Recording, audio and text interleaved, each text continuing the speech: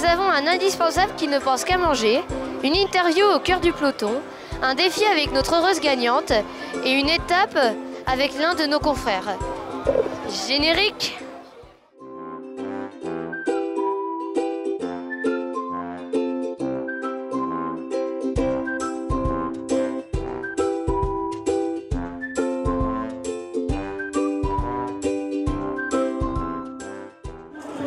Moi, je vais chercher les autres pour voir s'ils ont bien travaillé. Allez, viens, suis-moi.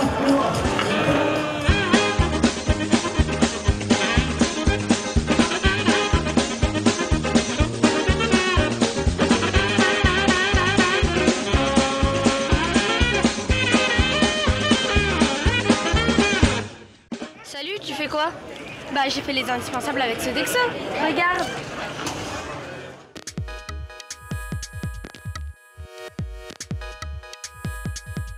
Bonjour, quel est votre rôle sur le Tour?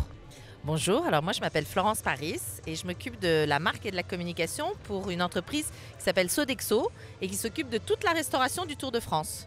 Donc en fait on gère 3500 repas par jour pendant 3 semaines et demie et on permet de nourrir toutes les personnes qui sont sur le Tour de France, qui travaillent pour le Tour de France et tous les invités que vous voyez dans le village départ et dans le village arrivée, ainsi qu'au relais étape au milieu de l'étape.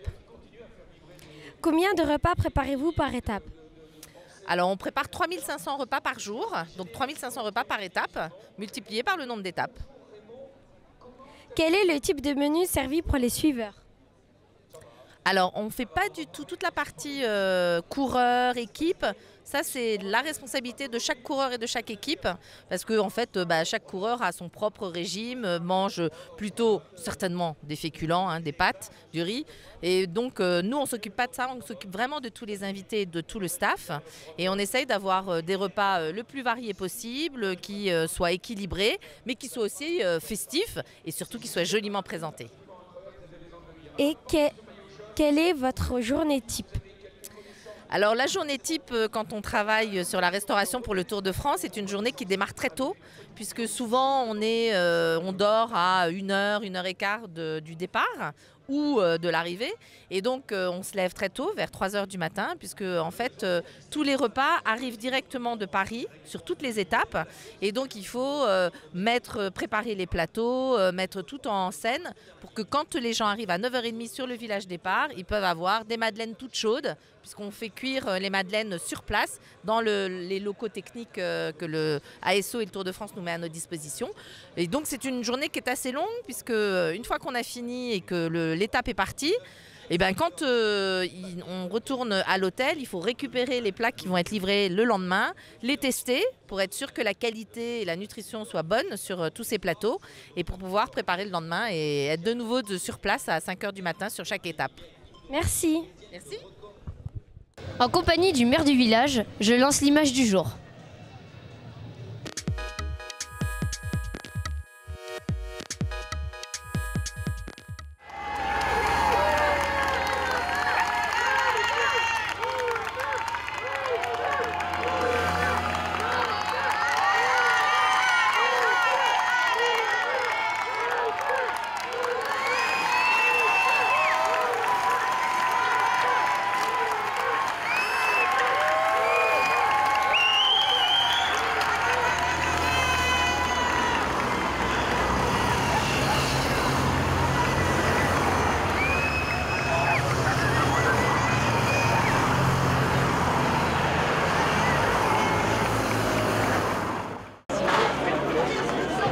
Ah, t'es là? Ouais. Allez, viens, on va chercher les autres. D'accord.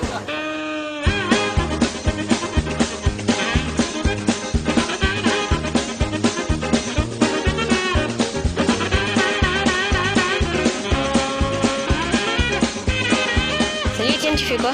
Bah, je regarde les équipes. L'année prochaine, il y aura normalement une nouvelle équipe. Et en plus, elle est près de chez nous. Regarde.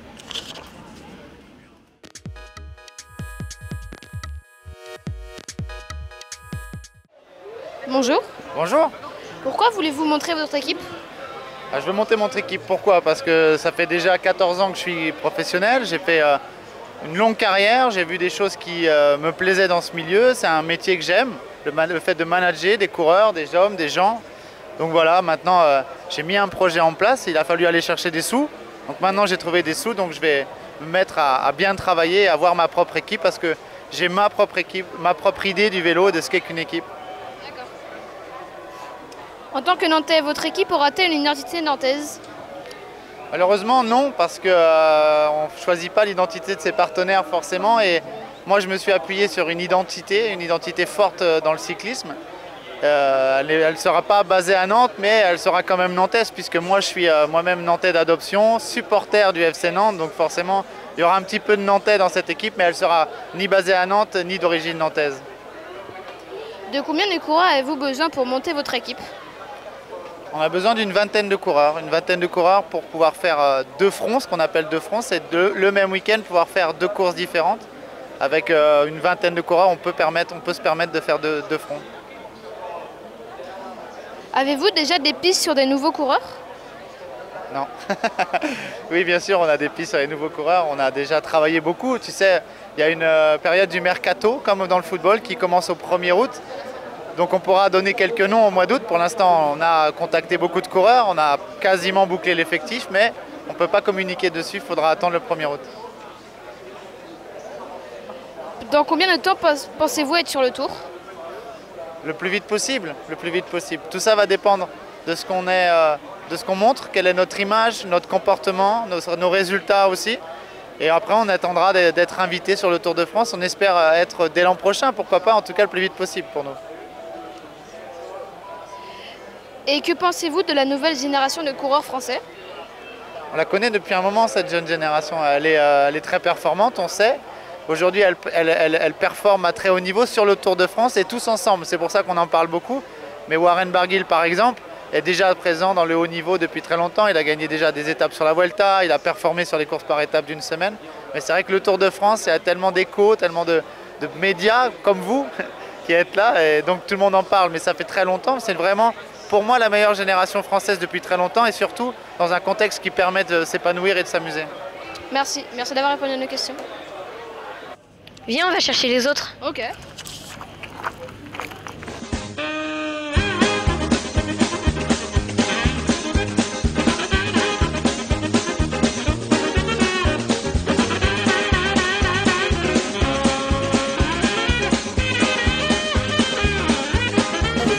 Salut Romain, tu fais quoi? Ah, moi j'ai fait le défi des caravaniers avec notre nouvelle championne. Je lui ai donné une deuxième chance, du coup je te propose de regarder. Ça marche.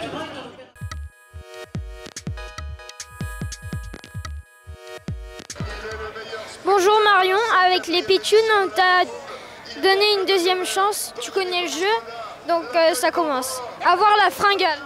C'est avoir faim. Oui. Boucher un trou.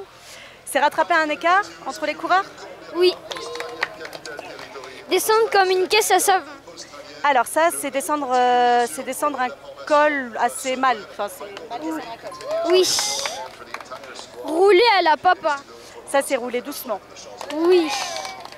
Sucer les roues. Ça, c'est quand les coureurs se suivent et en fait, ils se dépassent pas, les roues voilà, la roue dans la roue. Oui. Chasser la canette. Récupérer du bidon, le bidon. Oui. Manger de la luzerne. Ça, c'est tomber dans le bas-côté, je m'en souviens. Oui. Mettre la barbiche. Alors ça, c'est en fait dépasser son adversaire juste avant l'arrivée, il me semble. Oui. Avoir les mains sur les cocottes. C'est sur les freins, en haut des freins. Oui. Prendre une bordure. Prendre une bordure, alors ça c'est quand il y a un écart qui se creuse, on m'a expliqué, il faut que je pense à Nicolas, c'est quand un écart se creuse entre les coureurs à cause du vent. Oui.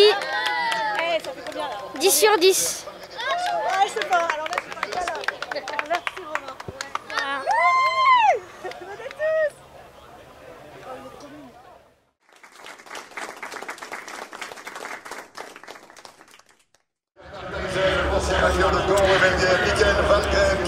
Grand vainqueur!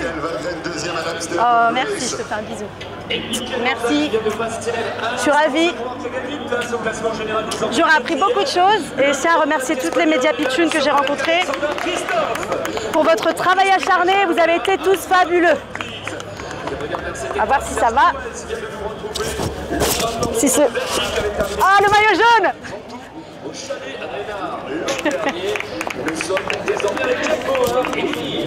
Viens, il manque plus que Sana, on va la chercher. Ok. À 5 heures, sous l'orage.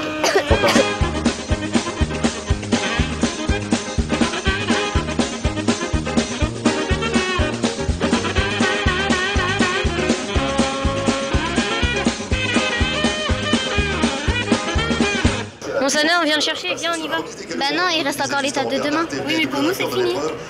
Oui, mais pour nous c'est fini, mais pour les coureurs il reste encore des étapes. Regarde. Ponson, vice-président de la région Provence.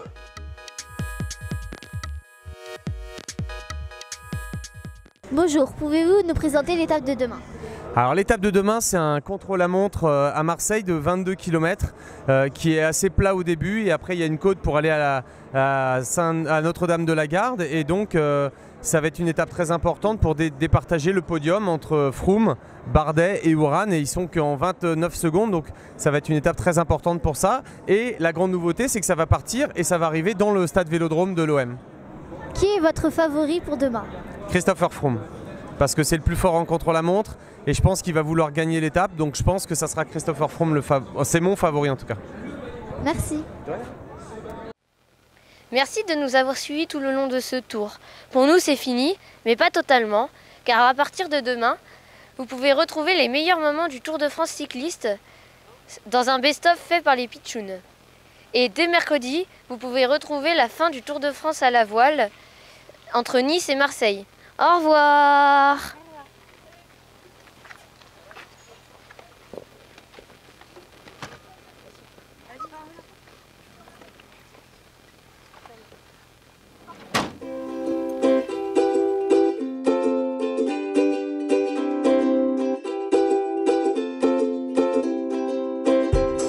Bla bla bla bla bla.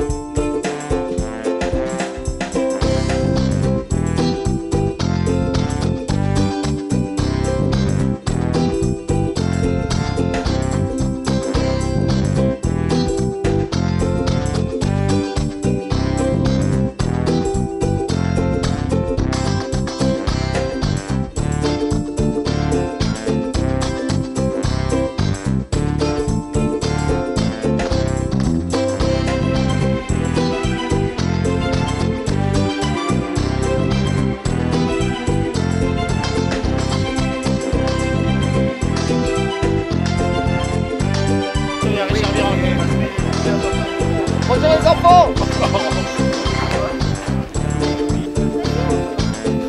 Le village il est fermé. Merci beaucoup, le village il est fermé.